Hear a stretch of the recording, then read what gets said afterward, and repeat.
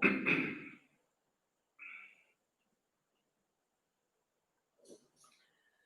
evening, everyone, and welcome to today's wonderful evening. Preventive medicine.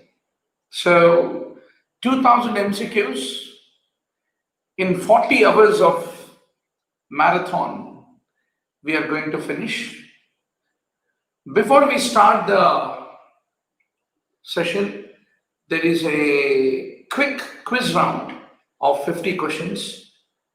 Take every opportunity to just relax and complete the questions along with your friends across the country to know where are you standing, what is your position. So once you're done, then I come down and we will start the discussion. So this is going to be a rhetoric every day, and in the process you will realize the so-called sleep promoting medicine is no more sleep promoting, but very interesting and enthusiastic when you are studying these 2000 questions with Dr. Murli Bharadwaj. So with that preamble, let's make the great beginning. So, Doctor, please invite your friends, buddies across the country in the WhatsApp group, Telegram group, wherever you are. Matching is done for the removal of, obviously, any confounding factor, if it is there, to remove the effect of the confounding bias, we do the matching.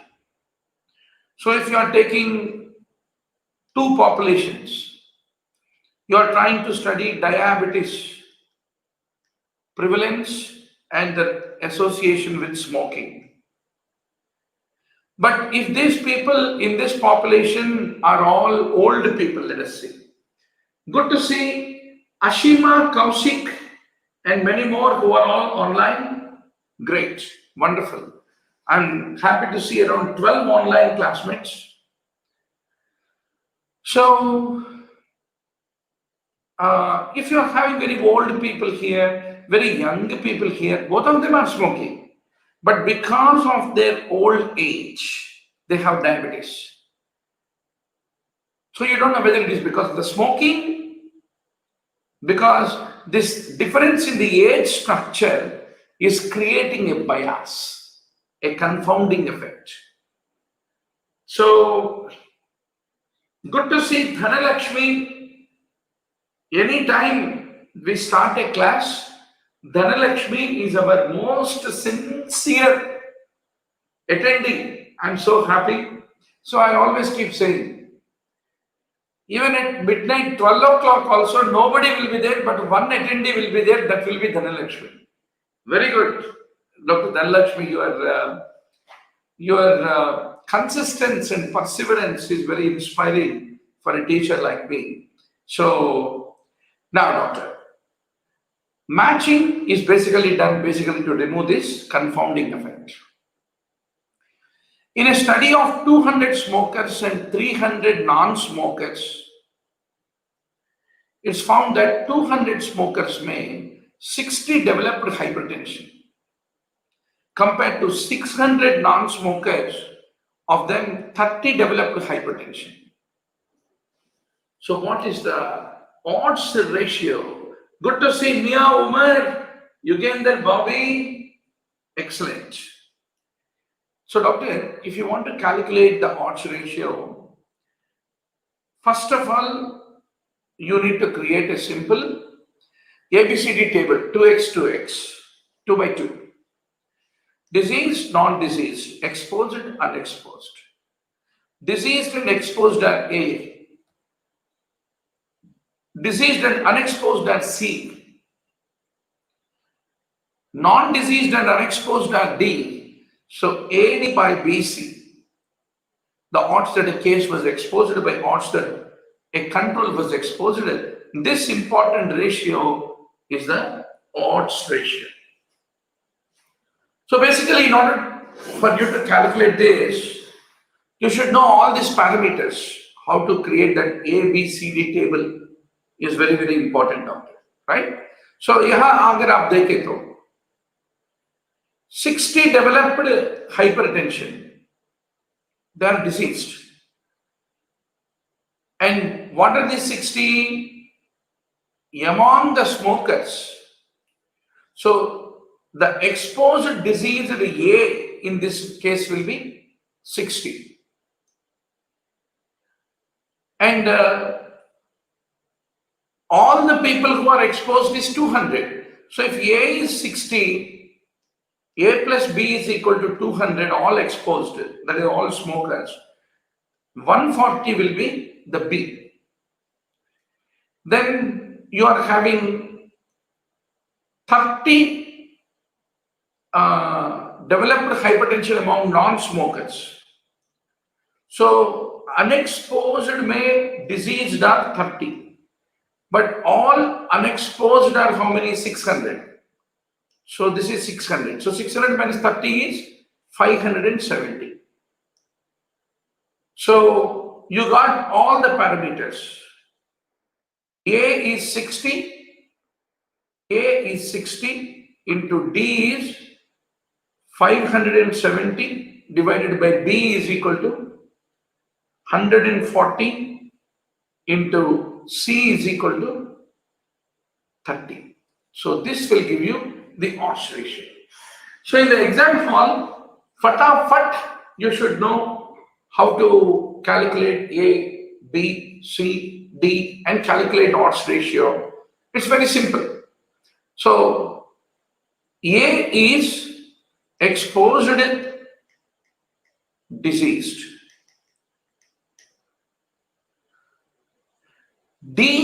C is unexposed diseased. So this please don't forget, and accordingly how to calculate. Any number of questions are coming at tomorrow's exam, everything will go into the same theme. In a study which has been started in 1965, a group of 3,000 adults in the Baltimore were asked about alcohol consumption. And the occurrence of the cancer was studied in this group between 1981 and 1995. So you are following a group of 3,000 adults progressively from 1981 to 1995. So such a study is an example of concurrent cohort study is what you need to remember. The physical examination records have shown that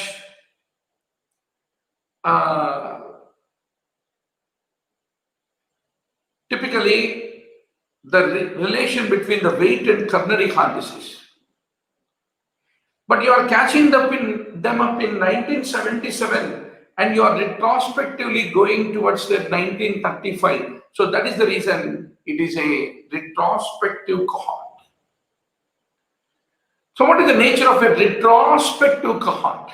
Already outcome happened. You are going back into the records and checking their past history.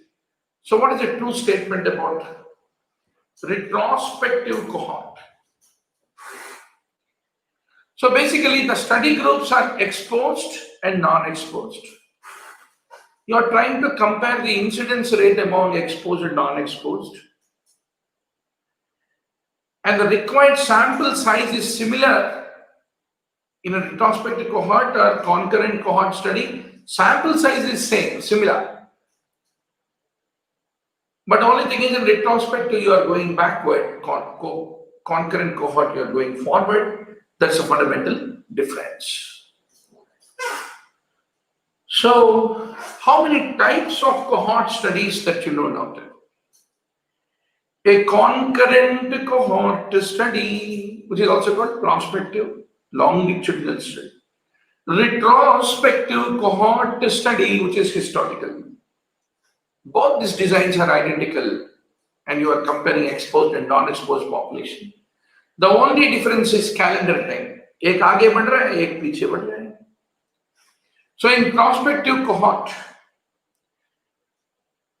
117,000 nurses without cancer are followed over a period of time. You have checked how many became obese, how many are lean, and then ultimately discovered how many developed the CVD is what you need to remember. So a prospective cohort study goes in a forward direction, whereas a retrospective cohort study goes in a backward direction. That is what you have to fundamentally remember. Now, the migraine headache, it was found in 5 of 1,000 men between 30 to 35 and 10 of 1,000 women between 30 to 35. So now you're trying to develop an inference between the men and the women and trying to say that the women have 2 times greater risk of developing migraine compared to the men. Are you right? Are you wrong? We are incorrect because there is a failure for you to distinguish how many are new cases and old cases. So incidence and prevalence के बीच में फर्क जानना मुश्किल हो रहा है ये situation में. So that is the reason it is difficult to and wrong to interpret that the women are developing more amount of migraine compared to that of the men. Now, what are the advantages of a case control study is very important. See, case control typically is being chosen whenever the condition is rare.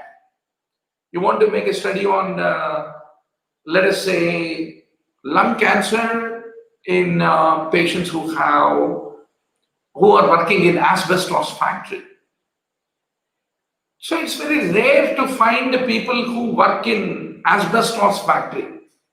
So you want to make such a study, then for rare diseases, you can do a case control. That means you are picking up all the people with lung cancer and trying to take a history as to how was their asbestos control, asbestos exposure. So rare diseases. You can calculate a risk ratio, odds ratio in a case control. It is cost effective, inexpensive. Only few people who are really the cases and few people who are the controls, they need to be called for and you are trying to compare. That's all.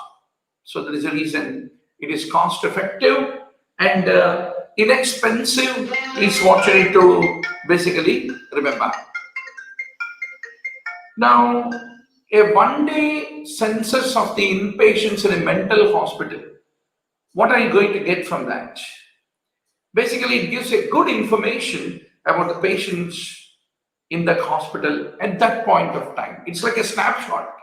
A cross-section study is like a snapshot. A longitudinal study is more like a movie. That means you are following film after film, and trying to develop an inference. That's what you need to emphatically remember.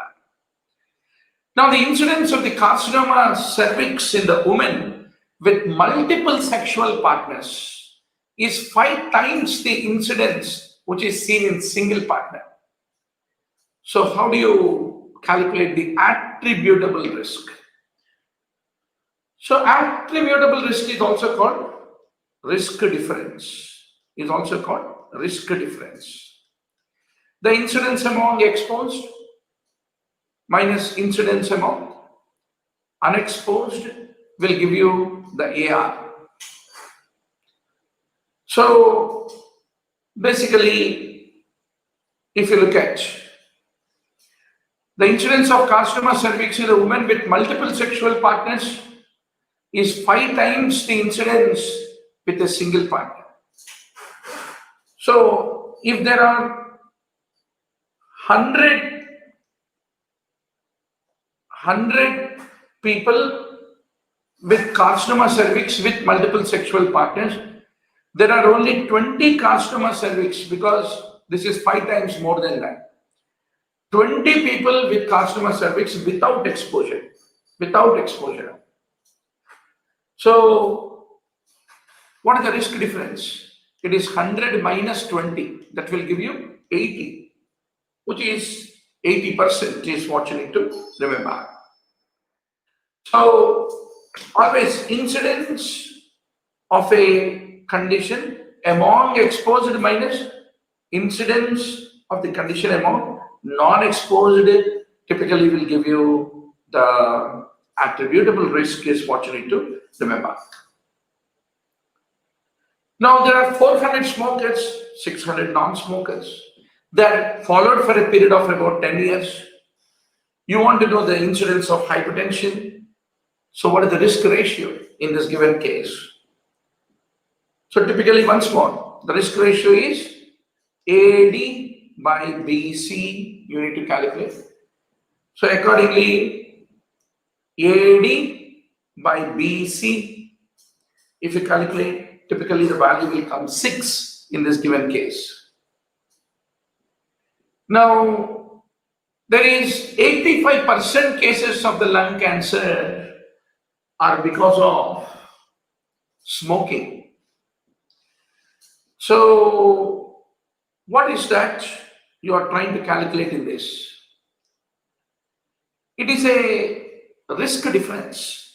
That is, the attributable risk is what you are able to calculate from this statement.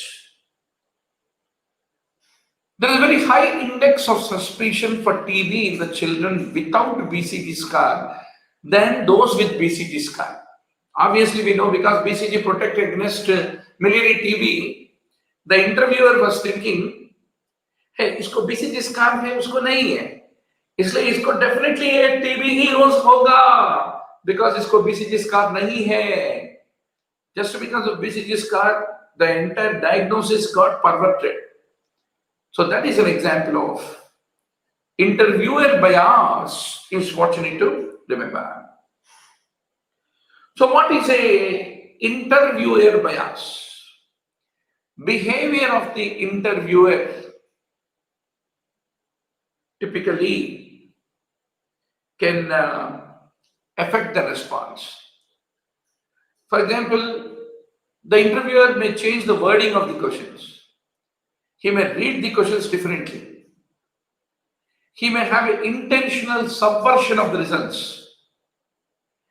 And the interviewer have a response to appearance of respondent. If he is a VIP patient, sir, good morning, sir, please sit. If he is a poor man, the interviewer will say, hey, get out, please wait up for me later. So all this will creep into the interviewer bias. If you want to investigate the effect of tobacco chewed on the oral cancer, it is observed that 30 out of the 50 patients were tobacco chewers compared to 10 tobacco chewers out of 50 controls. So what is the odds ratio of the oral cancer? Once more, AD by BC, you need to calculate and come to a conclusion. Framingham Heart Study. A group of people have been followed over a period of time on the possibility of developing hypertension. So it is an example of a cohort study. Now once more, cohort versus case control. Cohort is more expensive.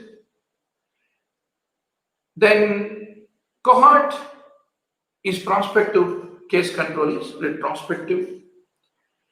A long follow-up is needed, so the results become delayed in cohort, whereas case control, it's a matter of collecting all the case sheets and then going retrospectively.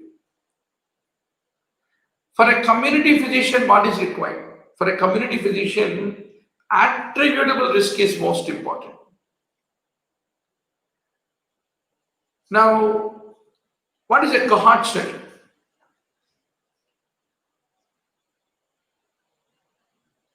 The people are initially free of the disease and you are following them over a period of time and trying to find whether they develop disease. So that is how cohort takes at the starting point the people who are free from the disease is what you need to remember.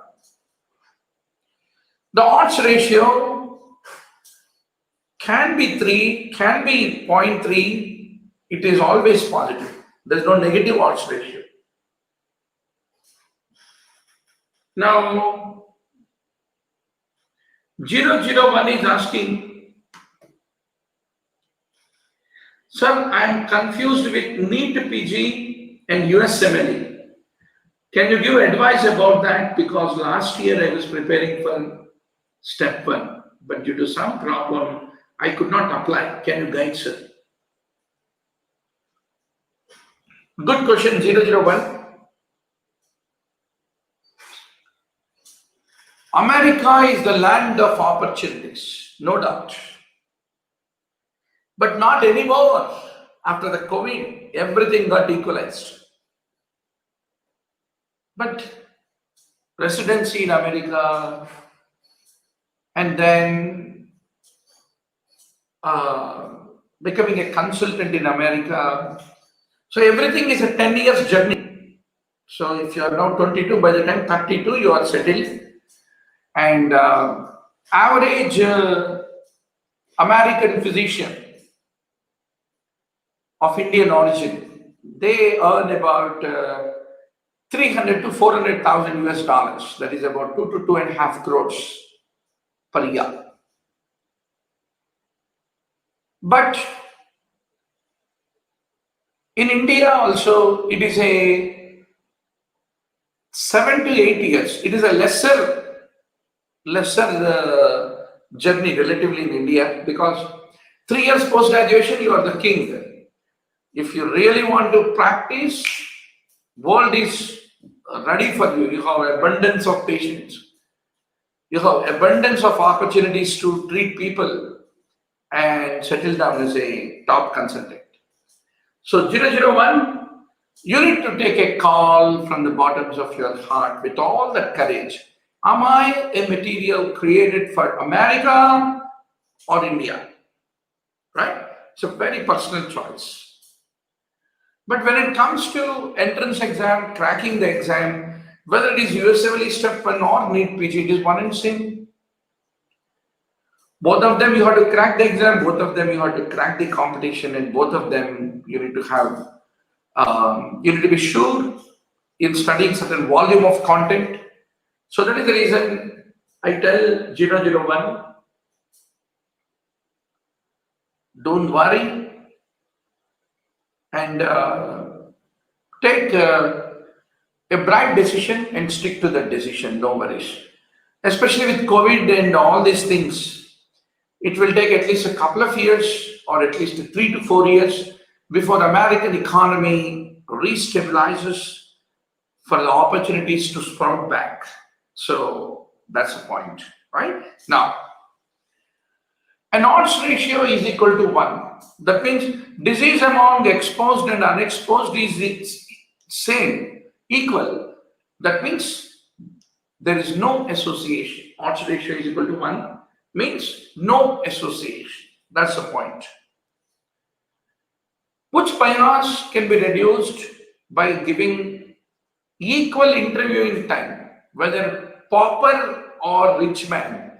If the interviewer gives the same time, right? Interviewer bias can be removed. Experimental and control groups, if you want to bring similarity, one of the best way to do that is randomization. Another way by which you can remove the bias is what you should remember. So, is my voice loud and clear for all of you? Can you please punch? So, every day 6 p.m., maybe half an hour here and there, but every day 6 p.m. without a break until the exam, we keep continuing having every day daily class. So, please tell your friends to tune to the YouTube channel of onlineMBBS.com.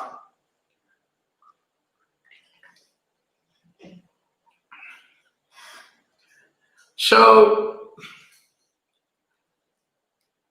all can be used as, can the online students can punch? Whether the voice is loud and clear? Now, all these can be used as controls in study. You can use hospital controls, neighborhood controls, general population control hota hai. Thank you, Sayeda, for the feedback. Now, control होता है जिसमें disease नहीं है, case होता है जिसमें absolutely disease है. That's the main thing. With regard to the case control studies, they're very suitable for the rare diseases, is what you need to remember. Now, AD by BC was given to you. You're asked to calculate the odds ratio. Now you know the formula very well. Once more, incidence of the lung cancer among the smokers is 10 per thousand, among non-smokers 1 per thousand. So how do you calculate attributable risk? So that is 10 by 1000, that is among the exposed, minus 1 by 1000 will give you 90%, which is the risk difference, attributable risk. So incidence among the exposed group minus incidence among the non-exposed group is attributable risk, whereas incidence among the exposed divided by incidence among non-exposed will give you the relative risk. These are the two formulas. Examiner, keep on rotating around this, be very sure. Now, individual as a unit of study, where do you have? Cohort, case control, cross-sectional, whereas ecological studies, population is the unit of study. So you should be very sure on this very important story, doctor. Descriptive studies, unit of study is individual, like cross-sectional surveys, case report, case series, etc. Then analytical studies, you have ecological, cross-sectional, case control, cohort. So in ecological, it is the population, all the remaining three, cross-sectional, case control, and cohort, these are individuals. So you have to be very, very sure, doctor, all these slides, PPT slides, they're all made available in the online mbbs.com video library. No worries. Now, if you look at once more, all this matchmaking. So the unit of study in a cohort is individual. Ecological study is the population. And the randomized control trial is the patient. And field trial is healthy volunteers. So please don't forget, this is one of the frequent questions. Very good, 001. I will today finalize to go with Gita or Sita.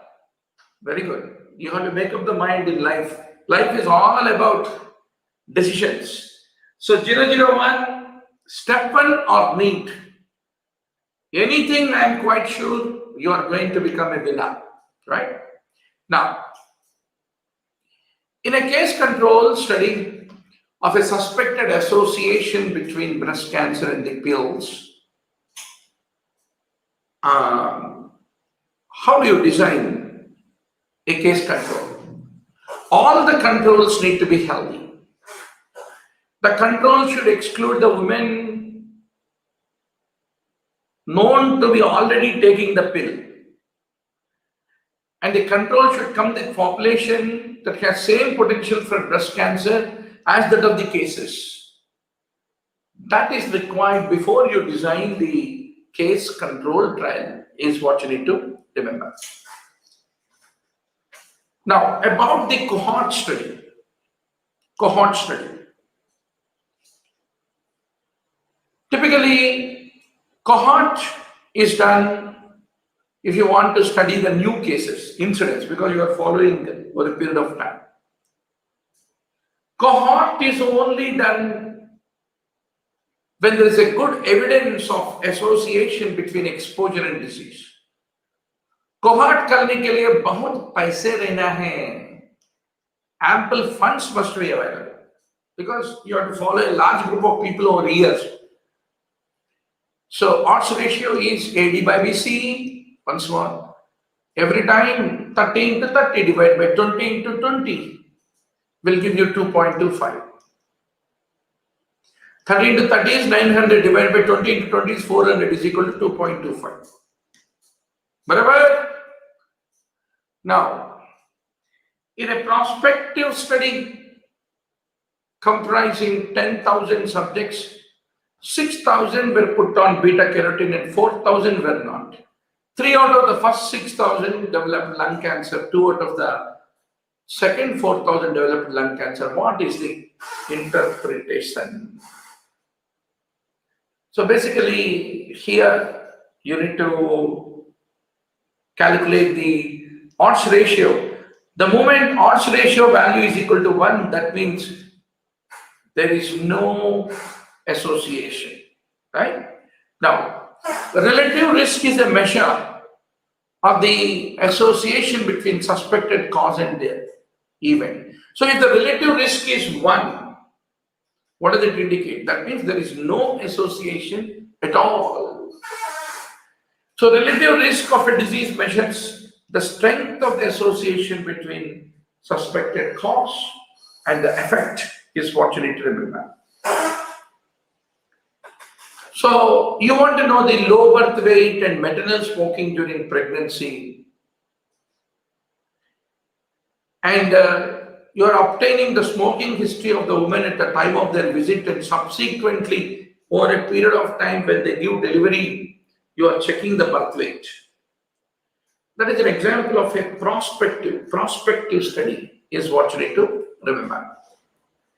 A randomized control trial. Typically, double blinding is the most common type of blinding observed.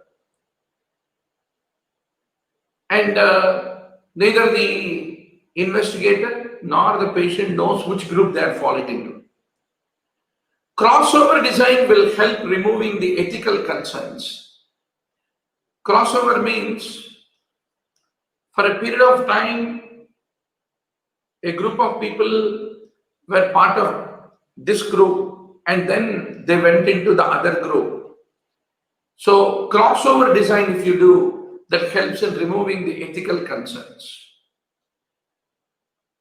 And with a randomized control trial, attrition, there is a dropout from the study, they are also included in the analysis is what you need to remember. Now about the case control versus cohort. The odds ratio can very much be calculated in case of case control. Very good to see Sudha Chandran. Excellent. So let me tell you, Sudha, before the start of the discussion, we conduct a quiz every day. For that, you need to get the link of the quiz. To get the link of the quiz, you need to be part of our WhatsApp study group. To be part of the WhatsApp study group, Sudha, you need to call 9000-868-356. I'm telling you the protocol. So once you are part of our WhatsApp group, in that we will be posting the link of our quiz. Evening 6 o'clock to 6:20, you finish the playing of 50 questions.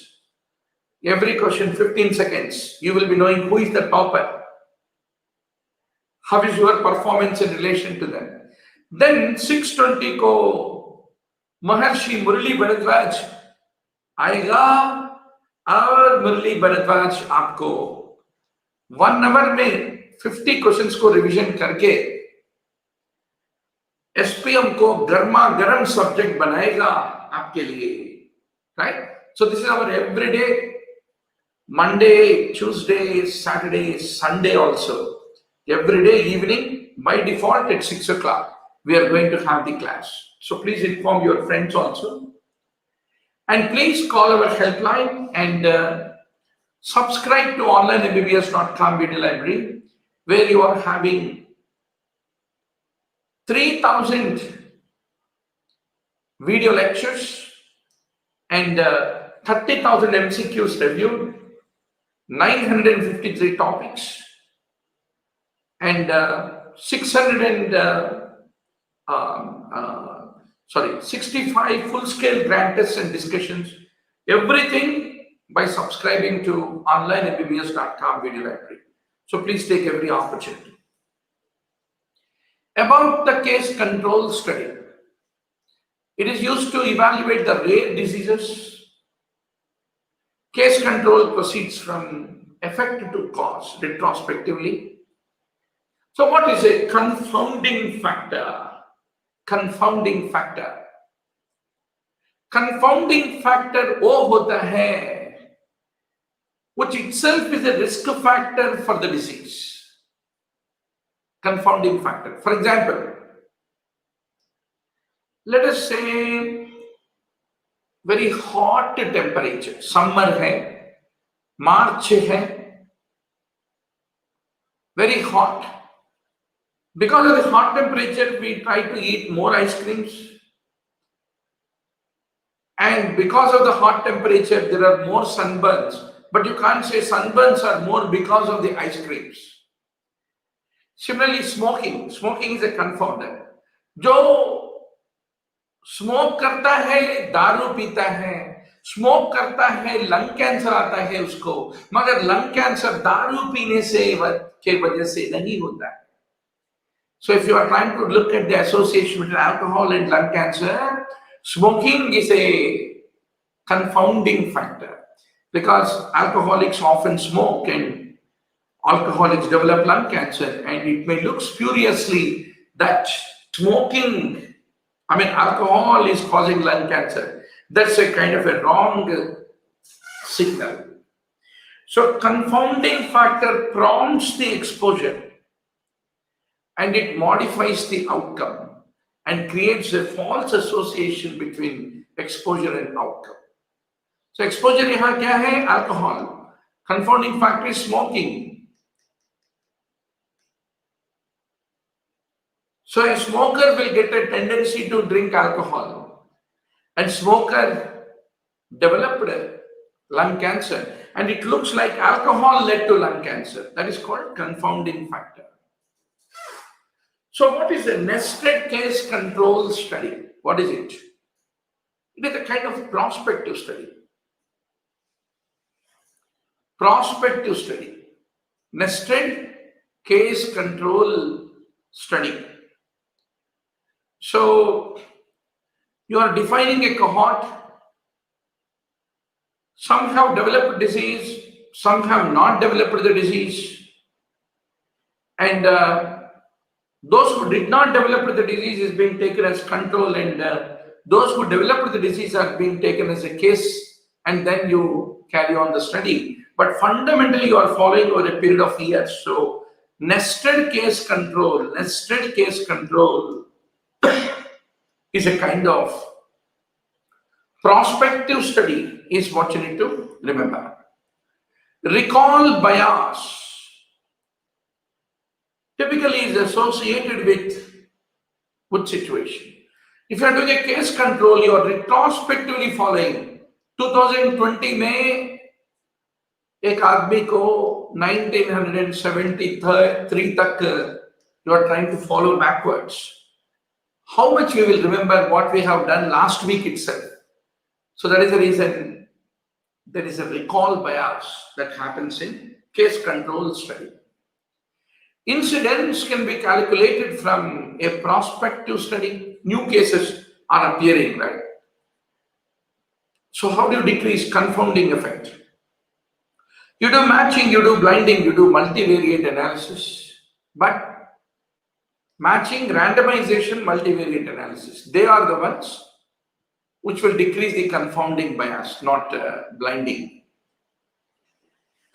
A person wants to study a disease X for fat consumption.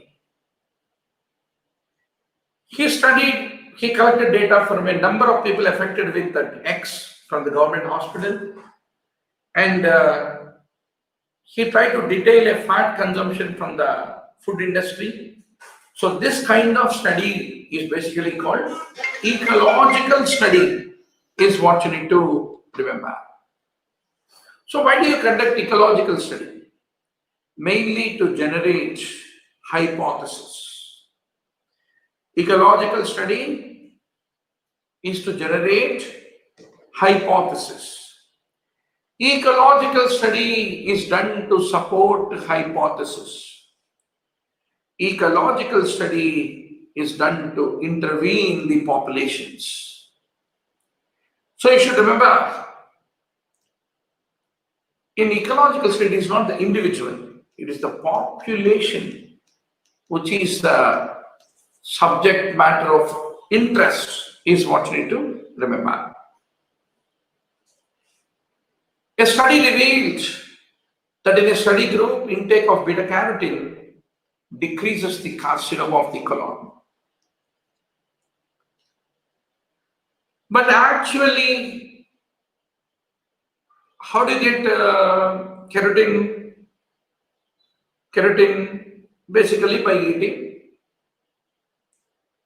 green leafy things which are containing the dietary fiber. So not because of the keratin's antioxidant properties, but because of the dietary fiber, in those vegetables having beta carotene, there is a decrease. So this kind of an effect is called confounding factor. Case control is used for rare diseases, uncommon diseases. Now, in a study, 400 smokers, 600 non-smokers followed for 10 years, and you got inferences, AD by BC. AD by BC, 120 into 570 divided by 30 into 280 will give you 6. Barabar? So, in a UK study, it was found that there were more deaths from asthma than the sale of anti-asthma drugs. So you are trying to get a information from the pharmaceutical industry, and you are getting information from the hospital records. So this is an example of ecological study where you are studying population as a unit and trying to derive a hypothesis, is what you need to emphatically remember. So how do you determine the incidence? Incidence is determined by prospective study. Prospective study. Only when you are following the cases over a period of time, you can know the new cases. And the last question for the today's evening, what is the difference between case control and cohort? Case control study requires, which is not true. So case control requires less time, cohort requires longer time. Whereas cohorts are chosen based on exposure, cohort is generally prospective, case control must be used for rare. So on the table of case control versus cohort, you should not forget. So doctor, with that, we come to the end for the today's evening. Everyday evening with Dr. Murli Bharadwaj. Before that, please don't forget to take the quiz. Exercise your mind. Do mistakes. Compete with your classmates. Then join the discussion after the quiz. But to be part of the quiz, 9000868 356. our helpline, please do call and be included in the WhatsApp study group. Enjoy preparation every day with Dr. Murli.